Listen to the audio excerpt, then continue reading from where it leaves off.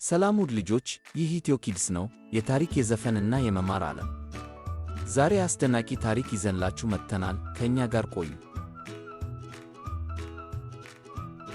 በአንድ ውብ አበባ የተሞላ መስክ ውስጥ ሊሊ የተባለች ትንሽ ቢራቢሮ ትኖር ነበር። ሌሎች ቢራቢሮዎች ክንፎቻቸው ቀይ፣ ሰማያዊ፣ ቢጫና ሐምራዊ ቀለም ያላቸው ነበሩ። ሊሊ ግን ክንፎቿ ቀለም ያነሰባቸው ነበሩ። እኔ ልዩ አይደለሁም ብላ ትናገር ነበር። አንድ ቀን ኃይለኛ ዝናብ ወረደ። አበቦቹ ተንቀጠቀጡ፣ ቢራቢሮዎችም ተሸሸጉ። በአንድ ትንሽ አበባ ላይ ውሃ ተሞልቶ ነበር። አበባዋ እየጎነበሰች ነበር። እርዳኝ የሚል እንደሚሰማ ተመሰለ።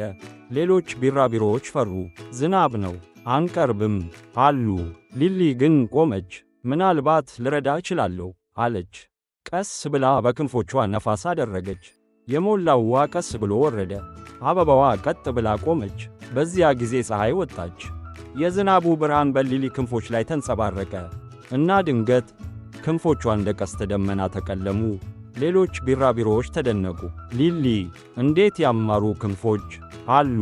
ሊሊ ፈገግ አለች። እውነቱን ተረዳች። ልዩ የሚያደርገን ቀለማችን ብቻ አይደለም፣ ልባችን እና መልካምነታችን ነው። ከዚያ ቀን ጀምሮ ሊሊ ራሷን አልናቀችም። እሷ እንደሆነች ቆንጆ መሆኗን ተማረች። እያንዳንዱ ሰው ራሱ የሚያበራ ቀለም አለው። ውድ ልጆች፣ የዛሬ ታሪክ እዚህ ተጠናቀቀ። ከዛሬ ታሪክ ምን ተማራችሁ? መልካም መሆንና ጓደኛነት አስፈላጊ ነው። ከኢትዮ ኪድስ ጋር ሁሌም መማርና እንደሰት። በሚቀጥለው ቪዲዮ እስክንገናኝ ደህና ቆዩ።